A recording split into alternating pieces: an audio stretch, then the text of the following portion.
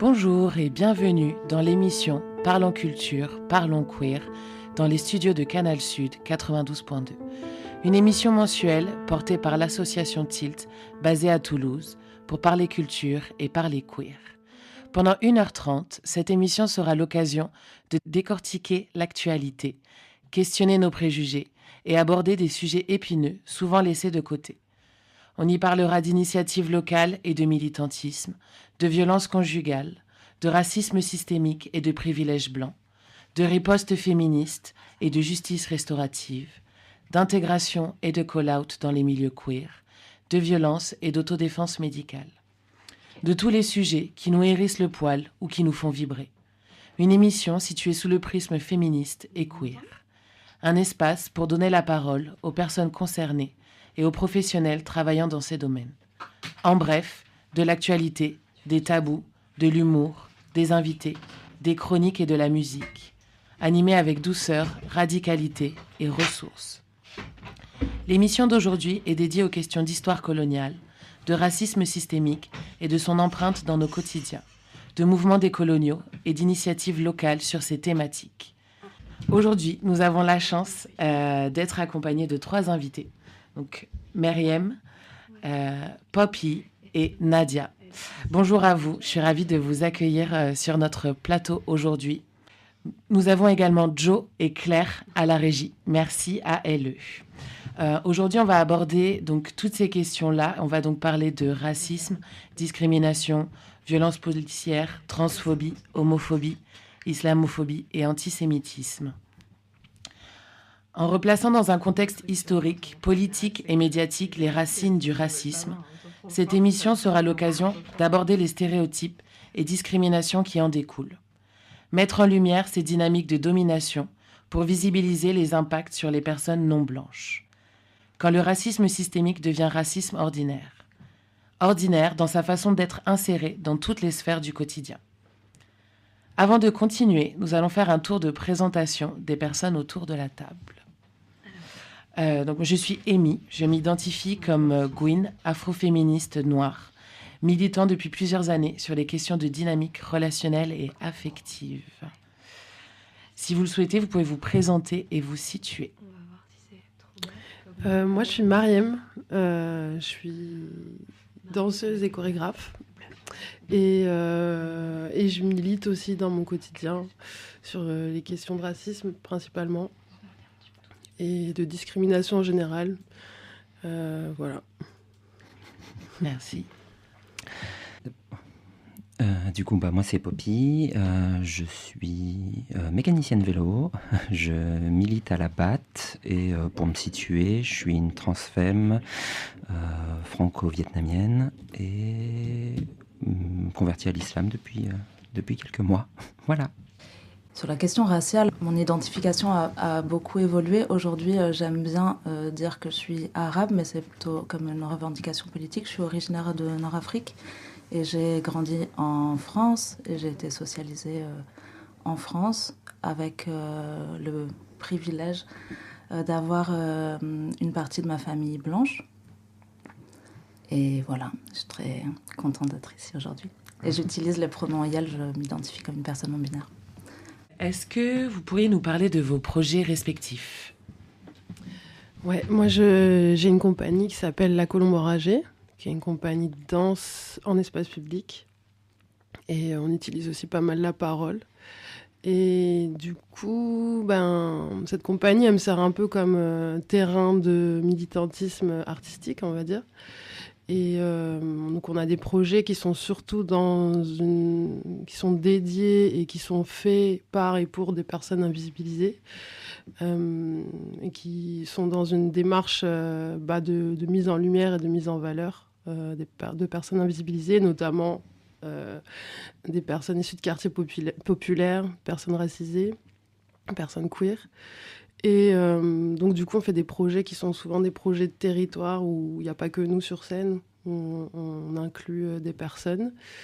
Et là sur la dernière année on a travaillé sur sur mon solo qui s'appelle Le Prénom, et du coup qui parle de mon héritage à trous en tant que fille de parents migrants enfin parents et grands-parents migrants, avec aussi des questions de métissage sur mon père est ivoirien et ma mère elle est juive d'Algérie. Du coup c'est pas du tout déjà le même chemin de migration, la même histoire, même s'il y a des choses qui les relient, notamment à l'Afrique et la colonisation. Et du coup sur qu'est-ce qui reste en fait de leur histoire et pourquoi en fait des choses n'ont pas été transmises, et c'est souvent lié à toute cette violence de l'assimilation. Du coup, ça parle de ça, mon solo. Donc, j'ai un peu interrogé mon rapport à ma famille, mon rapport à mes cultures, aller fouiller ce qui reste dans le sens... des fois, on a l'impression qu'il n'y a rien, mais il y a des choses qui sont transmises de manière... Enfin, voilà, qui sont quand même transmises, même si ce n'est pas hyper direct. Et aussi sur le pourquoi d'avoir besoin de cette transmission. Et à quel point, en fait, il y a peu de récits. Ça commence à venir, mais en fait, on nous raconte peu nos histoires. Et du coup, on ne s'identifie pas à l'histoire française, puisqu'on ne parle pas de l'histoire de la colonisation. Et qu'en fait, je ne sais pas combien de personnes migrantes, mais en fait, ça fait partie de l'histoire de la France. Et en tout cas, cette transmission-là, elle n'est pas faite. Et que du coup, on ne s'identifie pas du tout et qu'on est toujours dans le néant, quoi, sur ces questions-là. Donc c'était une forme de à la fois revendiquer le fait que il faut raconter nos récits, il faut raconter nos histoires, il faut les mettre en lumière.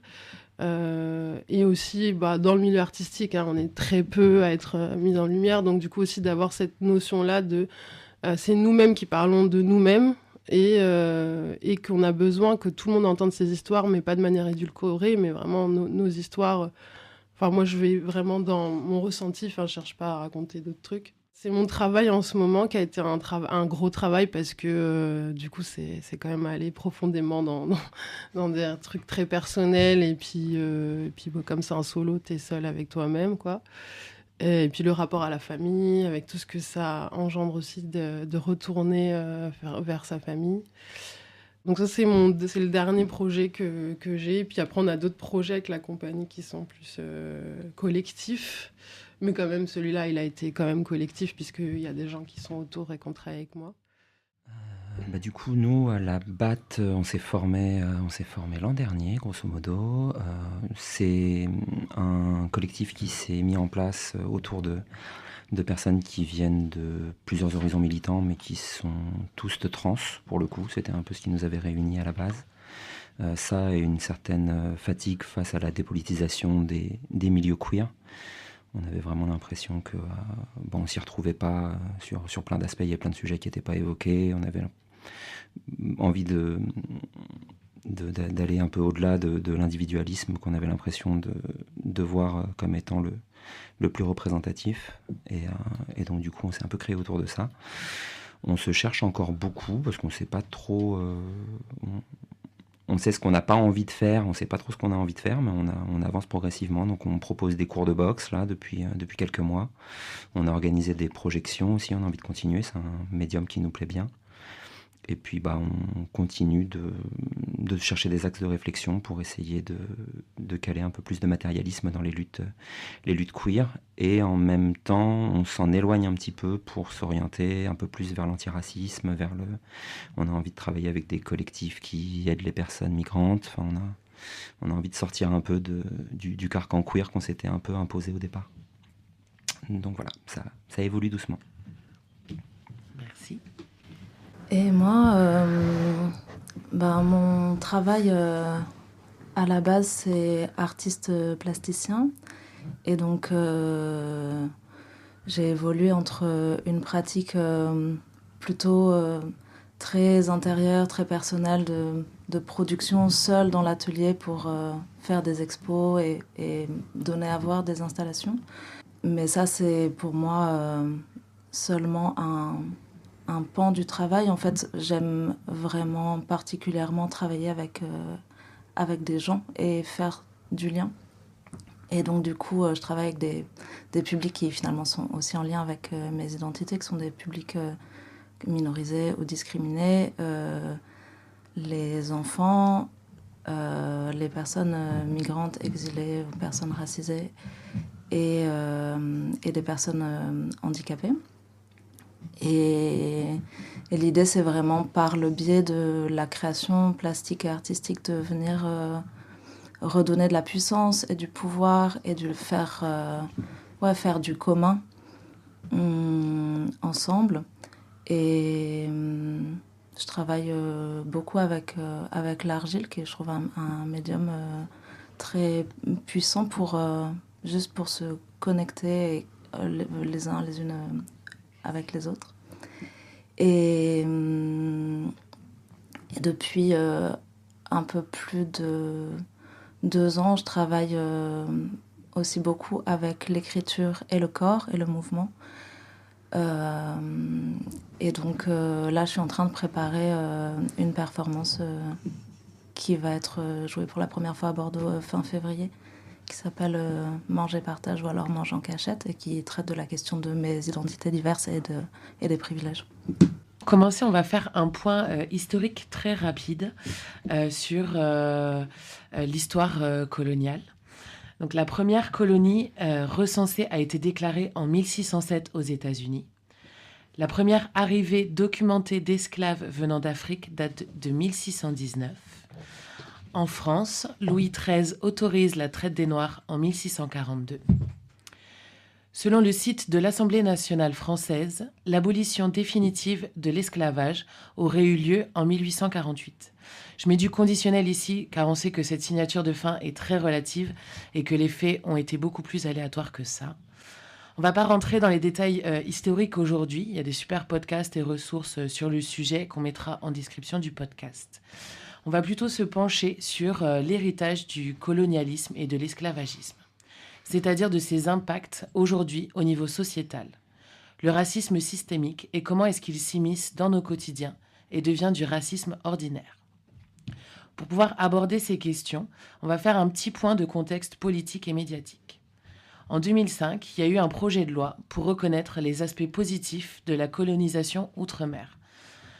En 2007, Sarkozy reprend le même discours visant à légitimer l'esclavage et la domination coloniale de l'Europe sur les pays et peuples africains.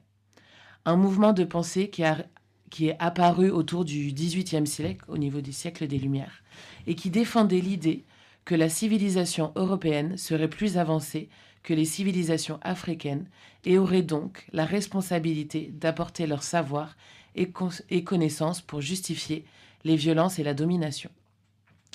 Le 12 juillet 2018, une proposition de loi a été votée pour supprimer le mot « race » de la Constitution.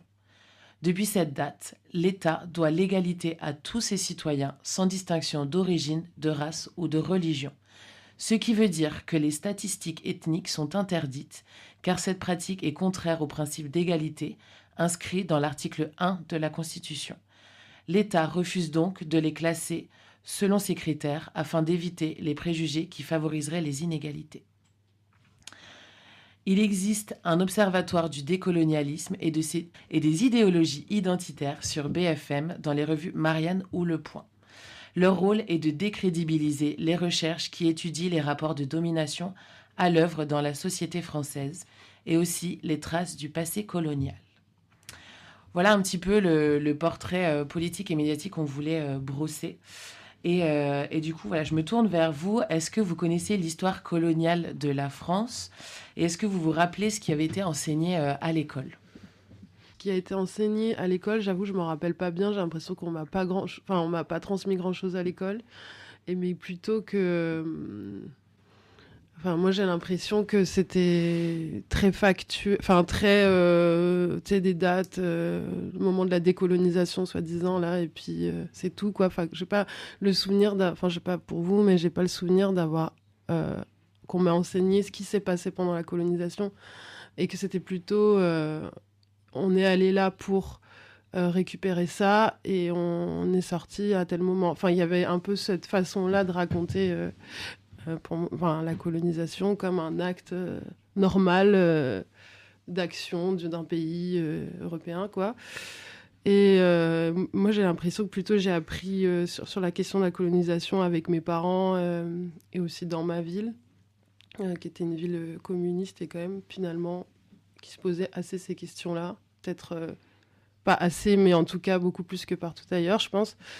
Et donc, du coup, j'ai l'impression que c'est comme ça que moi, j'ai un peu plus appris sur la question de la colonisation et aussi sur, en observant aussi ma famille et ce qui reste de ça, en fait, qui est très fort.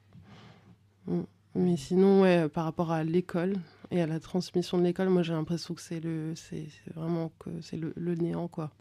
Moi, je crois que j'ai quand même assez clairement le souvenir de me voir présenter la colonisation comme une exploration plutôt. C'était plutôt des explorateurs qui partaient découvrir des terres et prêcher, amener la bonne parole. Alors, je me souviens pas qu'on me l'ait enseigné là littéralement comme je viens de le dire, mais plutôt il y avait, j'ai l'impression qu'on était clairement dans un enseignement qui était très blanc situé et que sans avoir du tout de conscience du point de vue dont était exprimée la thématique coloniale. C'est-à-dire que, en tous les cas, moi, j'ai vraiment le souvenir de me sentir très extérieure à ce qui m'est raconté. C'est comme si, à la fois, c'est une histoire qui est censée être la mienne, puisque y avait un on ou un nous généralisé, et en même temps, je me sens pas spécifiquement concernée par ce qui est raconté. En tous les cas, je peux pas m'identifier.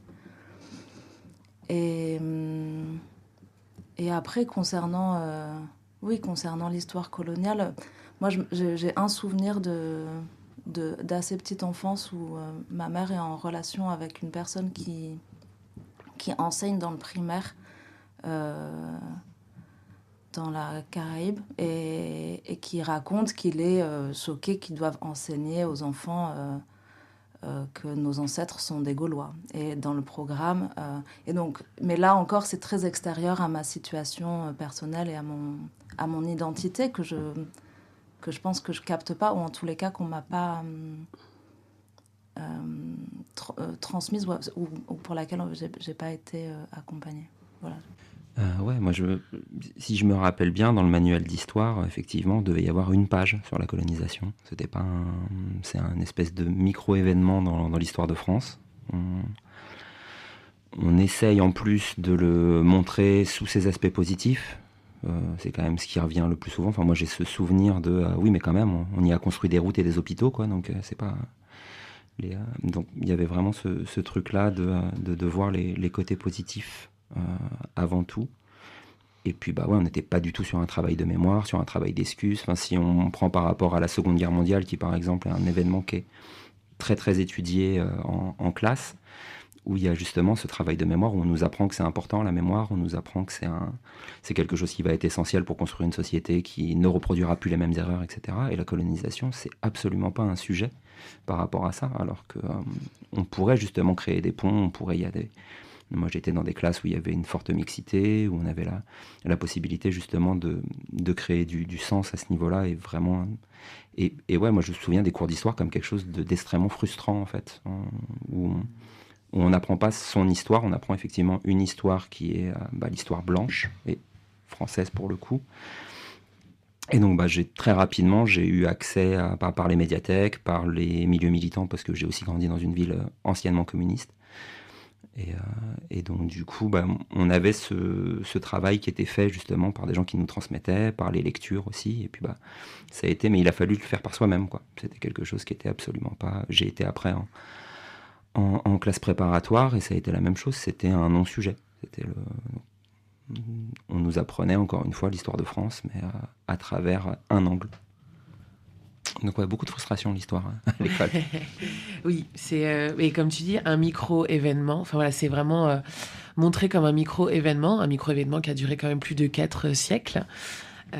Donc pas si micro que ça. Et ça m'amène à ma prochaine question. Est-ce que vous vous rappelez le moment où vous avez réalisé que l'histoire était racontée du point de vue blanc ? Est-ce que ça vous a fait tilt à un moment où vous vous êtes dit, en fait, je me reconnais pas du tout dans cette histoire, de la façon dont elle est racontée? Moi, j'ai l'impression d'avoir grandi dans un état d'esprit de ce qu'on va te dire à l'école, c'est pas notre histoire. Enfin, Enfin, j'ai l'impression que ça a toujours été, quoi. Que c'était deux choses différentes et que... alors, je pense que mes parents, ils étaient aussi, d'une certaine manière, assez militants. Peut-être pas militants comme on le voit aujourd'hui avec aller en manif, etc. Mais ils avaient quand même une notion de la société dans laquelle ils étaient et de... en tout cas, musique, par exemple, on écoutait beaucoup de musique panafricaine, par exemple.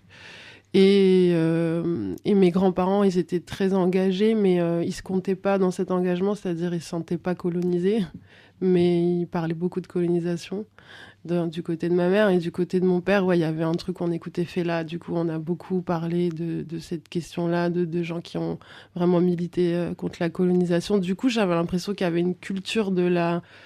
un monde à part à l'école, enfin qu'il y avait l'école. Et du coup, là, ce qu'on nous enseigne, et aussi, moi, mon univers familial et aussi dans la ville où ça parlait beaucoup de ces questions-là. Donc, j'ai quand même l'impression que ça n'a pas été un tilt, ça m'a pas fait tilt, mais que c'était toujours comme ça dans mon environnement et que j'ai toujours séparé les choses en mode les institutions, l'école et puis la vie, quoi, marginale, pas reconnue, quoi. Et que plutôt, c'est quand je suis arrivée à Toulouse que je me suis dit « Ah ouais, tout le monde n'est pas comme moi. Tout le monde ne pense pas comme moi. On n'a pas tous vécu cette double notion de... Il y a la vie officielle et la vie de nous, quoi. » Et que du coup, oui, c'est là que je me suis plutôt dit à l'inverse « Ah, il y a des gens qui n'ont pas capté le système dans lequel on est, qui croient en cette histoire et tout ça. » Enfin, ça a plutôt fait un truc inverse, quoi. Ouais. Je relate énormément en fait, à la façon dont ça fonctionne. Ça a fonctionné pour toi, c'est un peu la même chose. C'est que il n'y avait pas de revendication forcément à la maison. Enfin, pour le coup, la colonisation vietnamienne, on n'en a quasiment pas parlé. Je crois que mes grands-parents l'ont jamais vraiment évoqué. Ma mère m'a à peine raconté ses souvenirs à elle. Et donc du coup, il y avait cette espèce d'inconnu. Donc qui m'a moi donné la curiosité de me renseigner et puis d'essayer de comprendre un peu ce qui a pu se passer. Mais il y a eu ce truc effectivement de grandir dans une espèce d'illusion de société multiculturelle avec... il y avait plein d'échanges, on apprenait un peu sur chacun et chacune. Et c'est effectivement en arrivant à Toulouse que je me suis rendu compte que d'un coup j'étais entouré de blancs. Et que, ouais, effectivement, il n'y avait pas du tout les mêmes vécus et les mêmes rapports aux autres, et que c'était beaucoup plus ampoulé, beaucoup plus... Il y avait plus... je me suis fait cette réflexion parce que je suis remonté à Paris, là, il n'y a pas longtemps, et ça m'a fait du bien, et là, c'est ce qui m'a popé à la tête, ça fait du bien d'être entouré de gens qui sont éduqués réellement à ce que c'est que d'être dans la différence et de vivre avec. Et j'ai l'impression que, ouais, à Toulouse, c'est pas ça. Il y a vraiment ce truc c'est vraiment des blancs d'un côté, et puis de l'autre côté, il y a les autres, et ça communique pas. Et j'avais pas remarqué à quel point ce manque de... Parce que ça fait plus de 15 ans maintenant que je suis à Toulouse, et du coup, j'avais oublié à quel point ça me manquait, ce truc-là. Donc là, je suis en train de reconnecter avec ça, et ça fait du bien. Moi, j'arrive pas à avoir un souvenir précis de s'il y a eu un moment qui a fait tilt, et je pense pas que ce soit le cas. Je crois que, aussi pareil, je me reconnais beaucoup dans ce que décrivait Myriam, d'avoir une capacité de détachement. Même moi, je pense que je pourrais dire que j'étais complètement dissociée, en fait. Jusqu'à la fin de mon primaire, on était dans mon école en majorité non blanche, donc ces questions-là se posaient pas tellement. Et après, à partir du collège, j'ai intégré un environnement quand même vraiment beaucoup plus bourgeois et blanc, avec aussi des familles bordelaises dont la fortune s'était faite sur la colonisation. Du coup, je pense que j'avais très très fort le désir encore d'appartenir. Enfin, ça, c'est toujours là dans ma vie. Je savais juste pas à quoi j'appartenais. Et du coup, je me sentais juste complètement dissociée, en fait, entre ce qu'on me racontait, à quoi je m'identifiais pas du tout, mais qui pourtant semblait être ce à quoi il fallait coller, quoi, comme la norme, la majorité. Et ça s'est vraiment fait Ouais, peu à peu, je pense aussi en rencontrant d'autres personnes racisées, d'autres personnes militantes, et d'entendre d'autres récits. Enfin, pour moi, c'est passé aussi beaucoup par la question des récits, des diasporas différentes. Voilà, donc je ne saurais pas nommer un moment clé, mais plutôt un long processus qui m'a fait prendre conscience. Mais peut-être c'est même pas encore terminé, je sais pas. Ouais, moi je te rejoins pas mal sur ce long processus. Moi, dans ma famille vient de La Réunion. Et donc voilà, j'ai eu cette dissociation de à la maison, en fait, on a toute une culture musicale, de nourriture, mais c'était un non-sujet, la colonisation, on n'en parlait jamais. Et à l'école, où vraiment tout était très blanc. Et j'avais ce désir d'appartenir, comme tu dis, Nadia. Et je pense que pendant très longtemps, moi, j'ai voulu être blanche parce que besoin de avoir envie d'être intégrée et de faire partie de ce qui m'entourait majoritairement. Et on est allé vivre en Martinique quand j'avais, je crois, 12 ans. Et je me rappelle encore de ce sentiment d'arriver dans un supermarché et où la majorité est noire. Oh, le choc que ça m'a fait. Enfin, vraiment, je me suis dit, ah oui, en fait, en France, je corresponds pas. Enfin, je pense que là, ça a été un peu le point de bascule pour moi de me dire, ah oui, en fait, je ne suis pas blanche. Et voilà. Et c'est un processus encore, enfin, je pense, avec le militantisme et les recherches qui se décortiquent parce que je pense que il y a cette volonté dans ma famille qui est très très présente de se blanchir au maximum. Je pense de lavage de cerveau de siècles de colonisation. Donc voilà, on va passer à la question d'après. Pour revenir au contexte politique et médiatique que j'ai fait tout à l'heure, selon vous, quelles en sont les conséquences sur les personnes concernées ? C'est encore un peu le même truc pour moi d'avoir aussi dissocié le monde officiel et le monde de nous, quoi. Où, pour moi, ça a toujours été le cas que le contexte politique et médiatique était contre nous. Donc, il y a vraiment un truc de se sentir tout le temps rejeté par ce que la France représente et du coup, de ne pas faire partie de ça. Je pense que j'ai toujours ressenti ça. Et du coup, j'ai l'impression que des gens autour de moi aussi. Je trouve que c'est de plus en plus... Ce qui est pour moi le plus difficile, c'est d'être pas assez entouré. Donc, d'avoir cette notion que, effectivement, ça, c'est leur monde. Et que c'est pas le nôtre. Mais quand on est peu dans le nous, c'est un peu dur, je trouve. Et aussi un truc d'impuissance parce que c'est aussi ça avec le truc d'être peu, c'est que du coup on n'est pas assez puissant parce qu'on n'est pas assez nombreuses, parce que du coup on n'a pas de force de réponse et même avant même de la question de la réponse, on n'a pas cette force pour créer du commun et faire une autre vie qui est pas celle créer une vie, avoir une vie quoi, pas juste d'être dans la survie. Et pour moi, du coup, le contexte fait que c'est hyper accablant, médiatique et politique, et ça l'est de plus en plus, et que ce qui est dur, c'est de ne pas réussir à créer de la force et du care et du soin, ce que je viens de dire, mais moi je trouve que c'est le plus dur, c'est que les attaques sont de plus en plus fortes, que c'est de plus en plus ordinaire et commun, que du coup ça passe dans une réflexion comme si c'était, normal de dire ce genre de choses, de faire ce genre de choses. C'est complètement normalisé quand on voit ce que Macron vient de dire à Mayotte. Il est complètement décomplexé sur la colonisation. Après, je sais pas si c'est mieux, comme ça au moins c'est clair, on sait, il n'y a pas de serpent, quoi. Mais à la fois, ça passe, quoi. Ça passe.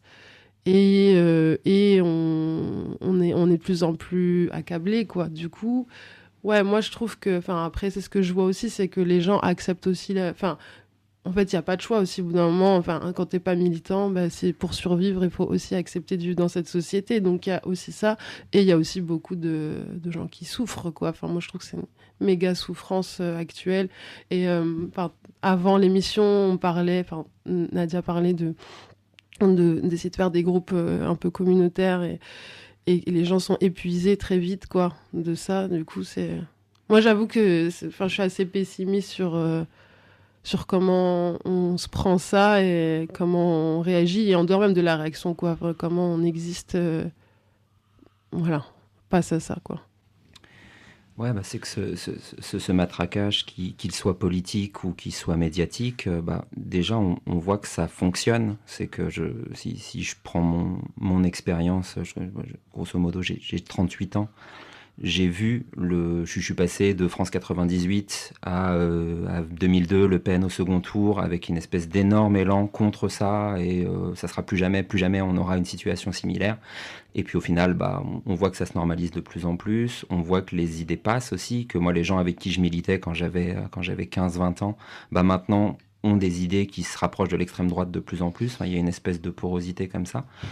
Et je commence à effectivement me poser la question de qu'est-ce qui, à part le fait de moi m'être toujours senti dans la marginalité, qui fait qu'à un moment donné j'ai pu connecter avec des personnes qui se sentaient là-dessus, mais qui au final effectivement rentrent dans le rang à un moment ou à un autre, et il y a ce sentiment d'être de plus en plus isolé.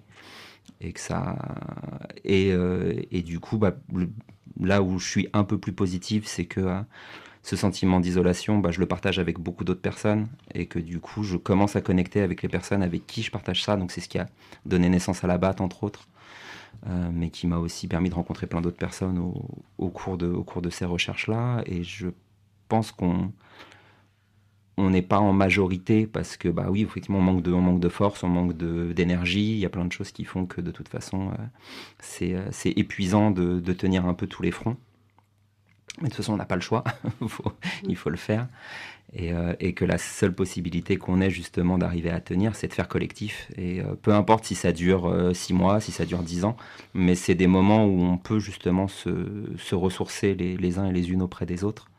Et on a besoin de ça, parce que on nous a beaucoup vendu les luttes individuelles, et le fait qu'on s'en ressorte que par soi-même, en fait. Et c'est un peu le truc qui nous isole aussi, c'est que on souffre beaucoup de sentiments d'illégitimité. On a l'impression que de toute façon, on dit jamais assez bien les choses. Si on les dit trop, si on manifeste la colère, c'est pas bien. Il faudrait dire les choses gentiment à chaque fois pour arriver à se faire entendre. Et en même temps, on le répète gentiment à chaque fois, puis on n'est pas entendu. Donc du coup, on hausse le ton. Et puis si on hausse le ton, du coup, ça y est, c'est de l'agressivité, c'est de la violence. Et du coup, il y a vraiment ce truc de se sentir vraiment seul à chaque fois.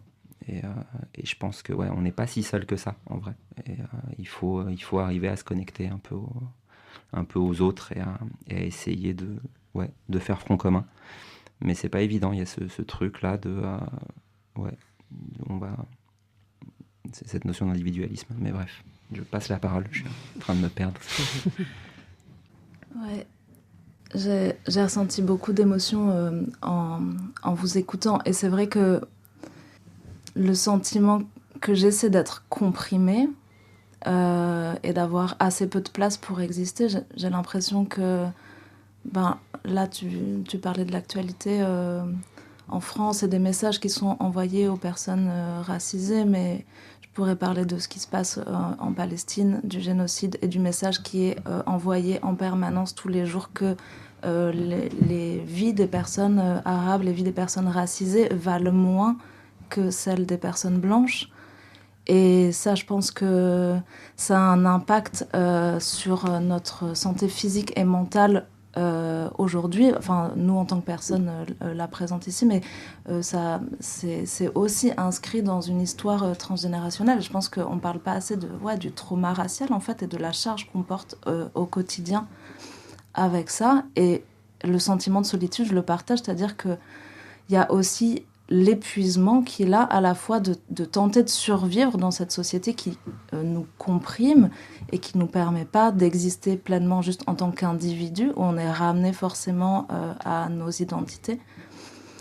Et je trouve que pour moi c'est absolument essentiel de faire collectif, de pouvoir, comme je le disais tout à l'heure, moi ça m'a beaucoup nourri d'avoir des récits d'autres personnes racisées, de partager aussi des temps d'activité ensemble sans forcément être dans la parole, parce que l'idée de se retrouver pour moi et de faire du care, c'est pas forcément de parler des choses qui vont mal, c'est simplement de se sentir dans une forme de communauté et de pouvoir être et exister sans avoir à expliquer certaines choses.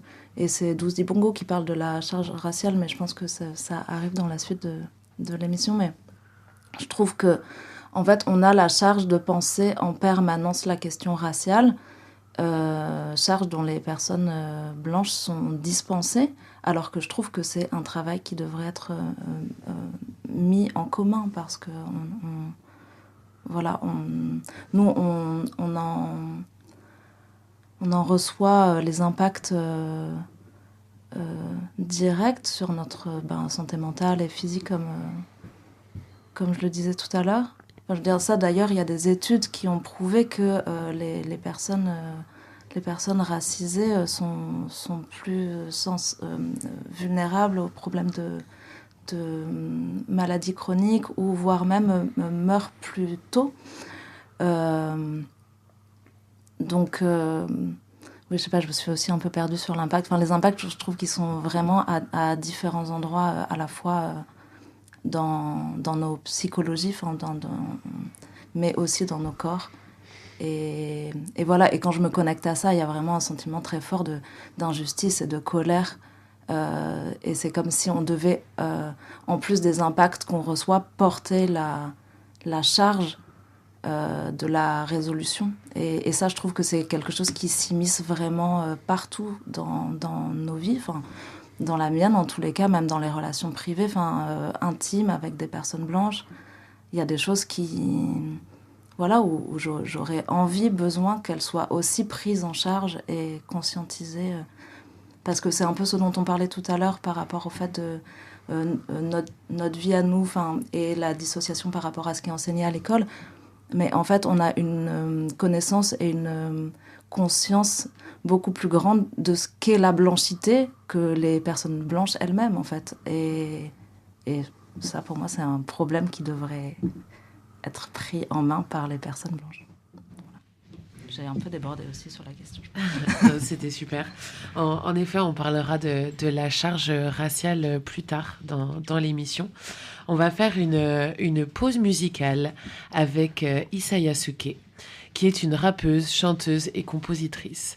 De sa voix brute à ses prods aériennes, elle conjugue ses multiples origines sociales et culturelles au travers de sonorités rap et néo-soul qui vous emportent dans un songe musical.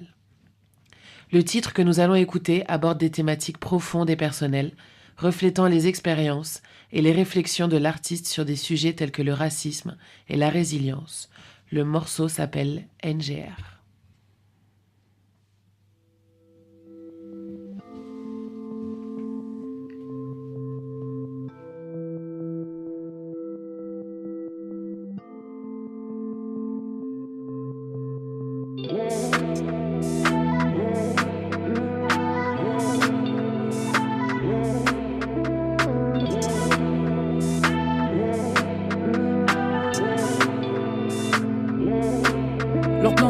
Intensément, j'ai pas le time donc attendre c'est mort. Fédérer nos troupes, il est temps de semer. Cautériser nos plaies sur un tas de morts. L'inconscient m'a traité de nègre. Il s'est fait réprimer salement. Tout n'est pas aussi blanc que de la neige. Essaie de répéter seulement. Je peux t'assurer que la tête goûte à le sol. J'ai pas la face à Galatée, ouais mais j'ai le sang chaud. Si tu fais le foot, t'auras la leçon. Non, on se bat depuis t'as fait une manif et t'es lassé. Nous dans notre âge on est seul au monde. Bien sûr qu'on aura le règne du roi Salomon. Faut que tous les 6 rageux pissent sur ces salles humains. C'est pas Greenpeace, pas une Salomon.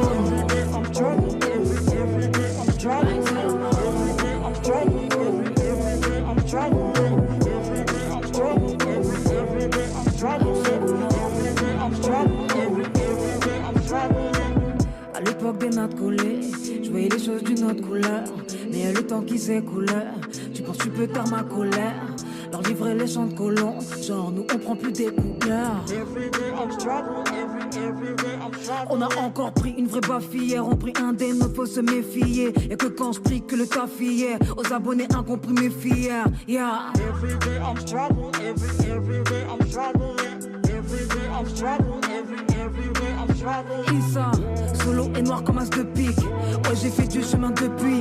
Personne me peut, même pas le dépit. Ils ont torpillé l'Afrique à coups d'épître. Et ceux qui tuent en masse sous le képi. Rien à foutre de me jeter dans le guépi. Yeah. J'ai le flow, les rimes, j'ai le débit. Viens pas me dire que ma violence est débile.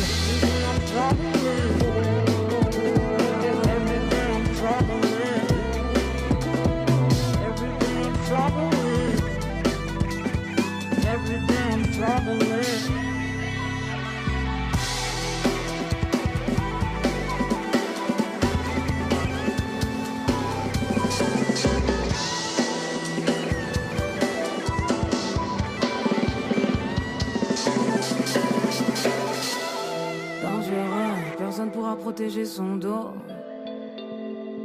Quand la folie aura raison, la raison. Le soleil sommeille, c'est pas la paix qui s'endort. Y a des connexes qui se créent dans le réseau. De retour sur Canal Sud 92.2 dans l'émission Parlons Culture, Parlons Queer. Avant la pause musicale, on a abordé l'histoire coloniale et notre rapport à son enseignement, le contexte politique et médiatique qui continue de stigmatiser les personnes racisées négativement. Ce qui nous amène à la question des conséquences sur les pensées collectives d'une telle histoire et d'un tel environnement, en abordant la question des stéréotypes et des discriminations. Alors, pour préparer cette partie-là, je suis allée chercher sur mon moteur de recherche les définitions des termes. Alors, pour stéréotype, Larousse dit « expression ou opinion toute faite, sans aucune originalité ». Cliché. Le Robert, opinion toute faite, réduisant les particularités.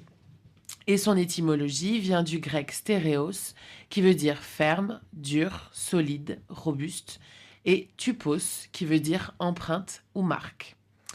En psychologie sociale, un stéréotype, c'est une représentation caricaturale figée, une idée reçue, une opinion toute faite, acceptée et véhiculée sans réflexion, concernant un groupe humain ou une classe sociale. La psychologue Rakika définit les stéréotypes comme des croyances partagées entre un groupe social donné vis-à-vis d'un autre groupe social donné, qui peuvent être positifs, négatifs ou neutres. Pour discrimination, et là c'est très drôle, le Robert nous dit « fait de séparer un groupe humain des autres en le traitant plus mal ». Voilà. Donc, très poussée cette définition. Je pense qu'un enfant de 5 ans aurait pu l'écrire. Et le Larousse nous dit « fait de distinguer et de traiter différemment, le souvent plus mal, quelqu'un ou un groupe par rapport au reste de la collectivité ou par rapport à une autre personne ». Donc j'ai bien ri en lisant tout ça, évidemment. Donc là, on va aborder les stéréotypes racistes et comment est-ce qu'ils s'immiscent dans nos ordinaires et les discriminations et leurs impacts sur la vie des personnes concernées. On écoute une capsule sonore extraite d'une série de vidéos intitulée « Moi j'ai un ami blanc » qui renverse les rôles entre personnes blanches et personnes non blanches. On écoute un extrait de l'épisode « Mon ami Marie-Philippe ». Les cheveux des Blancs, je trouve ça tellement beau, ça brille au soleil, ça a l'air tellement doux. Ah, puis leur belle peau de pêche, je veux dire, ça donne quasiment faim. C'est sûr que c'est une culture un peu particulière, un peu exotique, tu sais, avec des mœurs, des coutumes. Dans cette vidéo décalée, la narratrice met en lumière plusieurs remarques courantes qui sont faites aux personnes racisées, en faisant référence à leur couleur de peau, à leurs cheveux, à leur exotisme. Est-ce que vous auriez en tête des exemples de stéréotypes qui vous ont marqué ou qui sont récurrents? Et quelle est votre réponse lorsque vous les recevez? Il y a une longue liste. Hein. Moi, le truc qu'on me dit depuis que je suis petite tout le temps, c'est les plus belles personnes sont les métisses. C'est le truc qu'on me dit tout le temps, que vraiment je suis très belle parce que je suis métisse. Ça, c'est le truc positif, tu vois, que j'ai mis du temps à comprendre pourquoi c'était chelou et pas... Voilà, enfin, c'est que c'était réducteur quand même assez. Et après, je trouve qu'il y a un peu un truc où Oui, avec mes cheveux, je pense que j'en ai entendu des choses dans tous les sens, quoi. Autant par ma famille, ma propre famille que par le monde extérieur, quoi. Sur le fait de toucher les cheveux, ça c'est un truc très... Voilà. Enfin, moi j'ai les cheveux frisés. De toucher les cheveux, de me dire comment je dois faire avec. Ça, j'ai beaucoup entendu de remarques, tout le temps, jusqu'à maintenant, sur qu'est-ce que je dois faire avec mes cheveux et ce qu'il faudrait en faire et machin, et toucher. Et même aussi, rien que le fait d'avoir tout le temps des remarques sur mes cheveux, ce truc que je pense tout le monde... Enfin, voilà, les personnes blanches, elles n'ont pas de remarques sur leurs cheveux. Et du coup, dans tous les sens, c'est-à-dire tu devrais te les lisser ou tu devrais les laisser naturels, pourquoi tu les touches, ou tu devrais faire ci. Ah, t'as fait une nouvelle coiffure, oui, les personnes noires font des nouvelles coiffures, oui. Genre, c'est possible, on fait plein de trucs avec nos cheveux. Enfin bon, tout ce truc de toujours focus sur un truc physique qui est du coup mes cheveux. Et du coup, de rendre les choses, de moi, me mettre dans une complexité avec mes cheveux, du coup, à me poser 1000 questions sur ce que je dois en faire. Et du coup, pendant des années, j'ai évidemment, comme beaucoup de gens de ma génération qui avaient les cheveux frisés, crépus, j'ai lissé mes cheveux jusqu'à mes 27 ans quand même. Donc, voilà. Bon, moi, je dirais qu'il y a un rapport aux cheveux très fort, physique, de l'exotisation... de mon physique, quoi. Et après, dans des autres moods plutôt que un rapport à la colère, quoi. Toi, t'es tout le temps en colère.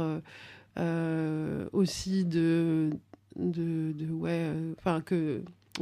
suis en colère, que je fais du bruit, que je suis bruyante. Ça, c'est plutôt dans les autres stéréotypes qu'on m'a plutôt négatifs, là.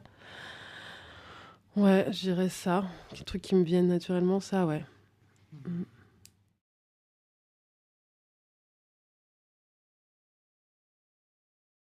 Le stéréotype qui revient le plus sur les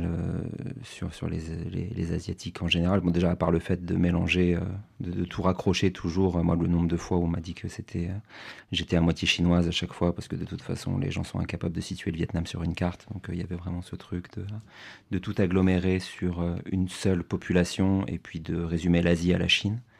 Mais il y a ce truc de minorité modèle, quoi, de toute façon, c'est si tu réussis bien à l'école, c'est parce que de toute façon t'es à moitié vietnamienne, c'est comme ça, vous bossez, vous êtes des et en même temps ces stéréotypes-là, ils sont entretenus aussi par la communauté vietnamienne, par ce truc de pression envers les enfants. Enfin, moi je sais que la réussite à l'école, c'était un truc fondamental dans mon parcours, c'était à travers ça que j'existais aussi pour ma mère, pour ma famille aussi de ce côté-là. Enfin, c'était un facteur c'était quelque chose qui était important, quoi. Donc de toute façon, les stéréotypes, ils sont à double tranchant, quoi. C'est qu'il y a le fait qu'effectivement on les subit, mais en même temps on les entretient au sein même de nos communautés, parce que de toute façon c'est ce qui, à force de les entendre, ça forge aussi en partie nos identités. Donc faut arriver à se détacher de tout ça, quoi.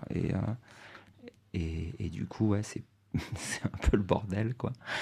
Donc ouais, non, j'ai pas grand chose à en dire des stéréotypes.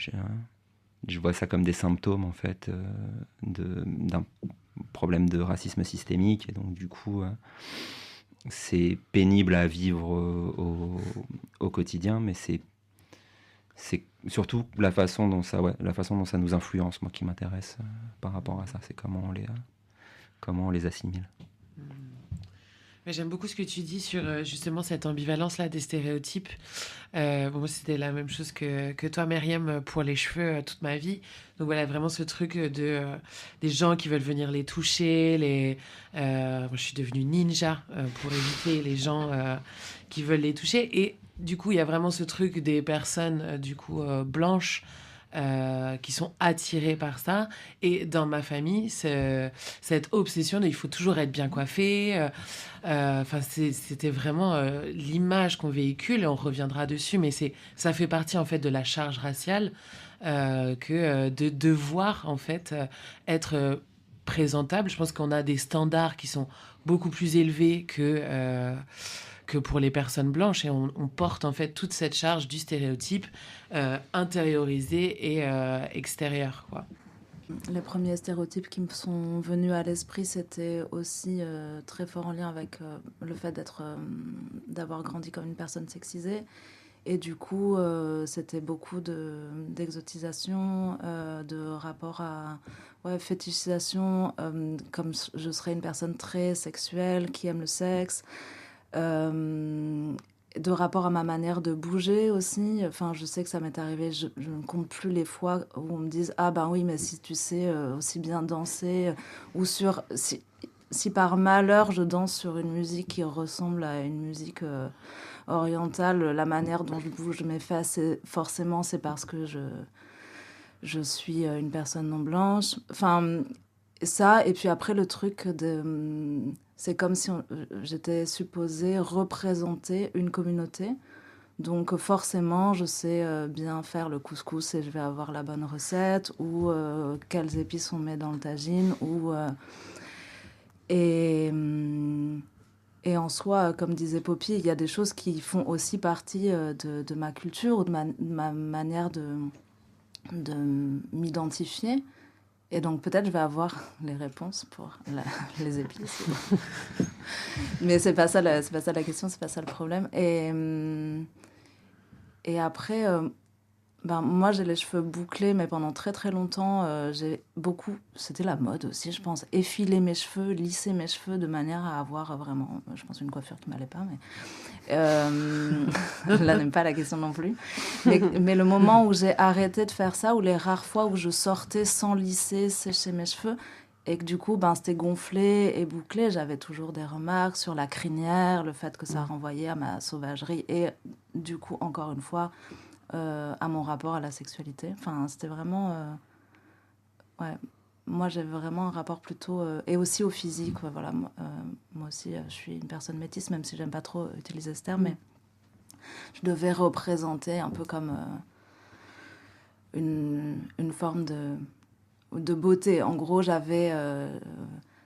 c'était l'ingrédient qui allait ajouter à la beauté des Blancs, quoi, le fait d'avoir une moitié nord-africaine.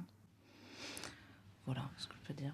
Oui, dans cette émission, on ne va pas parler de ce mythe métis que Solène Brun développe dans son essai. Ce sera l'occasion d'une autre émission parce qu'il y a déjà beaucoup de concepts qu'on va aborder dans celle-ci. Donc on continue sur cette thématique et on écoute Donia Ismail, journaliste et podcasteuse, dans son podcast « Je ne suis pas raciste, mais… » C'est ce racisme difficilement condamnable pénalement, celui qui s'exprime tous les jours sous des traits d'humour, celui qui ne dépasse jamais la bienséance, qui semble souvent insignifiant, mais qui reste violent et brutal pour celles et ceux qui en sont victimes. Donia Ismail nous parle de ce racisme qui ne dépasse jamais la bienséance et qui se cache derrière des couches de politesse et qui du coup devient difficilement identifiable. C'est ce dont on a parlé jusque-là. Ça me fait penser à une situation que j'ai vécue il y a quelque temps. Je vendais des bricoles à un vide-grenier avec des copains. Et il y avait cette dame qui avait aussi sa table juste derrière nous. Elle nous avait déjà interpellés quelques fois pour discuter, tout ça. Et puis bon, moi je fais du lien. Let's go, why not? Jusqu'au moment où elle arrive vers moi et elle me dit « Oh là là, tes cheveux, ils sont magnifiques comme ça, vraiment. D'où est-ce que tu viens ?» Et je me dis aïe aïe aïe, ok. Donc déjà elle essaie de les toucher, donc évidemment j'évite. Et là je commence un peu à sidérer. Je lui dis de France. Elle me dit c'est bizarre quand même. Je dis elle me dit mais avec cette couleur de peau, ces cheveux. Je dis oui de France. Et là je me lève parce que vraiment j'étais coincée en plus. J'étais assise. J'avais ma table devant moi et elle était derrière. Donc, je me sentais vraiment coincée physiquement en plus. Donc, je me lève. Et là, elle voit mes jambes et elle me dit « Ah, mais c'est vrai que les jambes, elles sont claires quand même. Hein. » Et donc, moi, j'étais en sidération totale. Je savais pas quoi dire. Je savais pas quoi faire. Et mon pote, qui, pareil, était en train de se liquéfier à côté de moi. À un moment, il a dit quelque chose, moi je me rappelle plus parce que mon cerveau il était congelé quoi. Et finalement voilà, elle est partie et elle est retournée à sa table.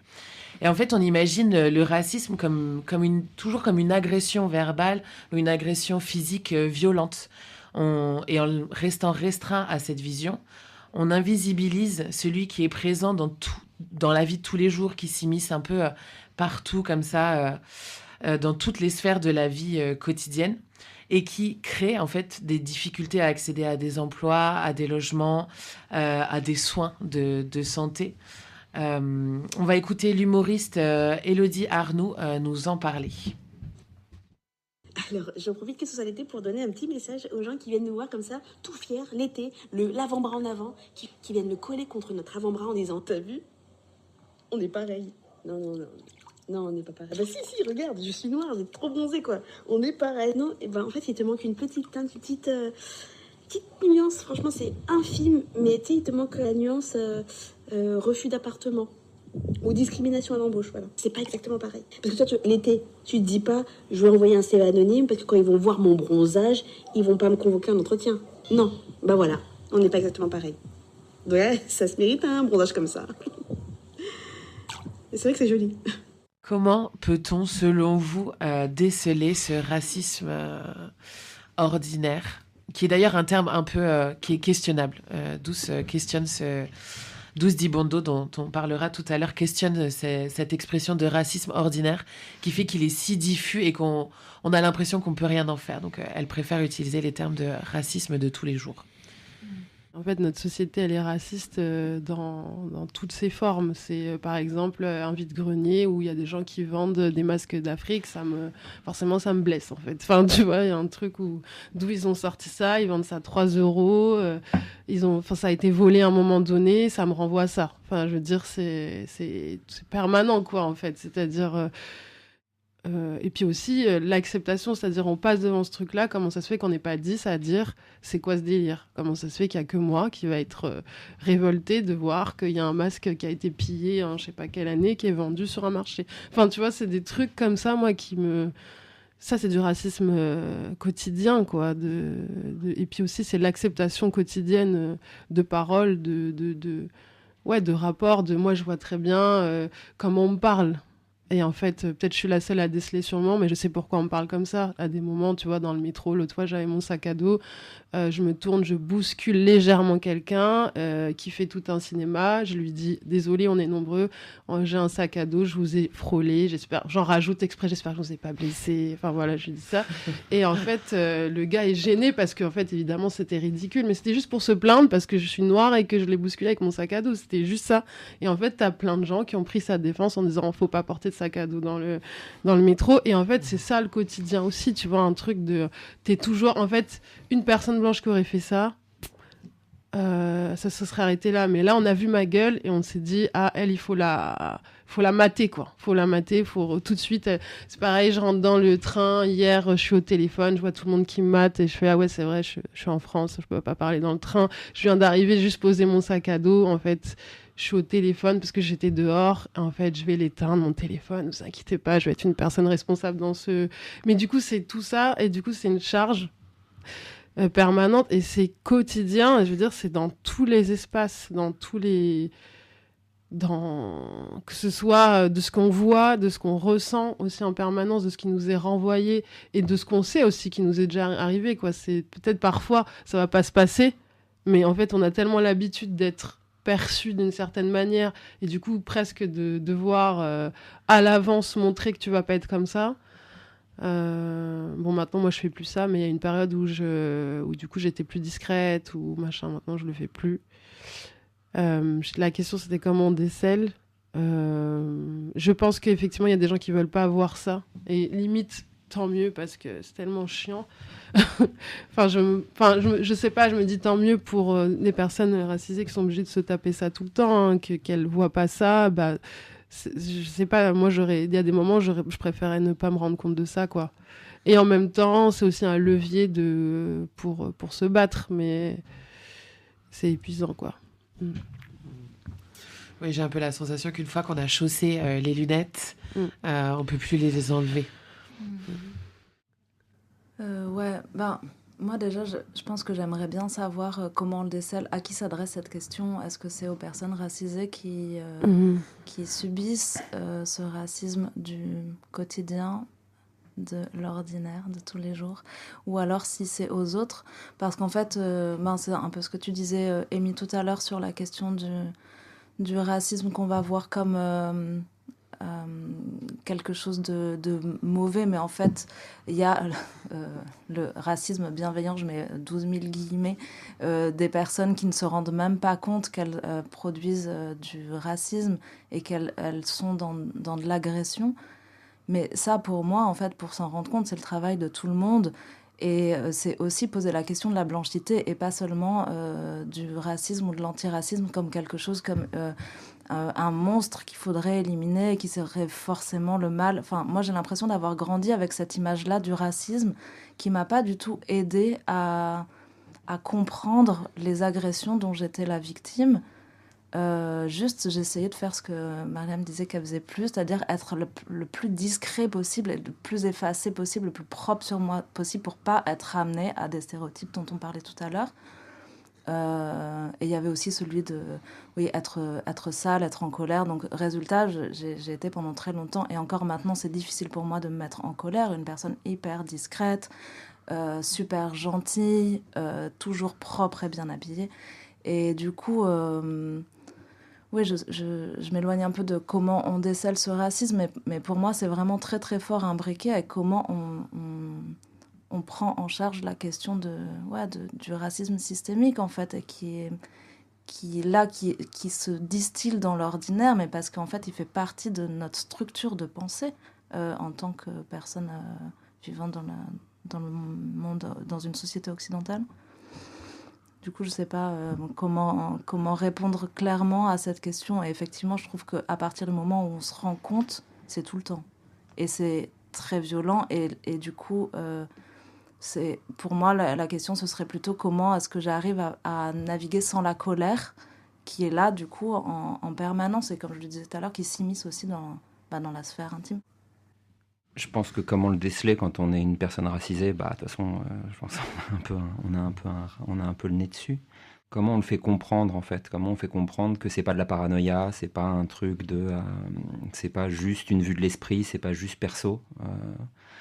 Se rendre compte que on a plus tendance à nous comprendre qu'on peut avoir des biais racistes parce qu'on voit le racisme comme quelque chose de systémique, justement, qui a ses racines et son emprise partout, parce que de toute façon, la société occidentale s'est construite en plus, c'est sur la colonisation et sur ce système de racisme. Et donc, du coup, on a aussi assimilé des choses autour de ça. On a assimilé des stéréotypes racistes, on les perpétue aussi, et c'est comment on fait avec ça, quoi.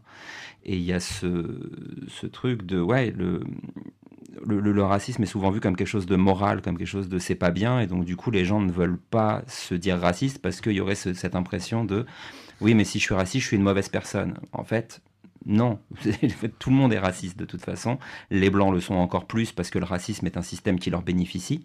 Donc du coup, il y aurait c'est leur faire comprendre qu'en fait, à un moment donné, c'est pas juste une posture morale, en fait, c'est pas juste un truc de je serai pas raciste. Du coup, les gens ne le remarqueront jamais, quoi. Il y a vraiment ce truc de si tu leur mets le nez sur leurs propres stéréotypes et sur leur propre racisme, ils te diront toujours oui, mais attends, moi je vote pas Front National, moi je fais pas machin, moi je fais pas. Et il y aura toujours ce truc de tu veux pas être le méchant de la situation, quoi. Donc il faut démoraliser ça, en fait. Il faut arrêter de le prendre comme quelque chose qui serait enfin, il y aurait les gentils d'un côté qui sont antiracistes et puis les méchants qui sont racistes, quoi. C'est un peu plus complexe que ça et ça nécessite un tout petit peu plus de travail que ça. Donc du coup, j'ai un pote qui commence ses interventions à chaque fois par bienvenue, vous êtes raciste, quoi. Et c'est important de le répéter à chaque fois, quoi. Il va vraiment falloir le marteler autant que possible parce que personne ne veut être raciste. En soi, l'étiquette, elle est lourde à porter. Sauf que du coup, ça règle pas la situation, quoi. Et on a un peu trop glissé. Enfin, ça a été beaucoup le truc des luttes antiracistes, quoi, d'essayer de moraliser les gens, de leur dire non, mais c'est pas bien, il faut pas être raciste.